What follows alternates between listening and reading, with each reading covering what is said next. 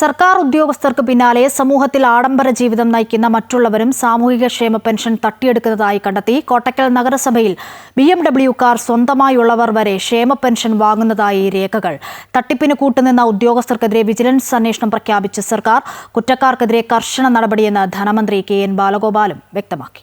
Gazetted ഉദ്യോഗസ്ഥർ ഉൾപ്പെടെ സാമൂഹ്യക്ഷേമ പെൻഷൻ തട്ടിയെടുക്കുന്നുവെന്ന ഞെട്ടിക്കുന്ന കണ്ടെത്തലുകൾക്ക് പിന്നാലെയാണ് എല്ലാ സുഖസൗകര്യങ്ങളോടെ ജീവിക്കുന്ന മറ്റുള്ളവരും പാവങ്ങളുടെ പെൻഷൻ കൈയിട്ട് വരുന്നതിന്റെ കണക്കുകൾ പുറത്തുവരുന്നത്. മലപ്പുറത്തെ കോട്ടക്കൽ നഗരസഭയിൽ 7ാം വാർഡിൽ ക്ഷേമ പെൻഷൻ വാങ്ങുന്ന 42 പേരിൽ 38 പേരും അനർഹരാണ്.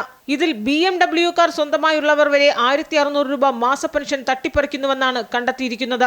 2000 ചതുരശ്ര അടിയിൽ കൂടുതൽ തറ വിസ്തീർണമുള്ള ആഡംബര വീട്ടിൽ AC സൗകര്യങ്ങളോടെ കഴിയുന്നവരും ഇതിൽ ഉൾപ്പെടുന്നു.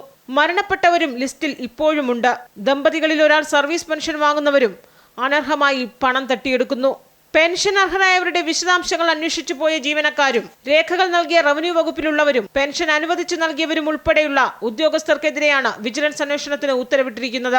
ആദ്യഘട്ടത്തിൽ കണ്ടെത്തിയ 1450 സർക്കാർ ജീവനക്കാർക്കെതിരെയും കൃത്യമായ നടപടി സ്വീകരിക്കും. ഇവരുടെ പേര് വിവരങ്ങൾ പിന്നാലെ പുറത്തുവിടുമെന്നും ധനമന്ത്രി വ്യക്തമാക്കി.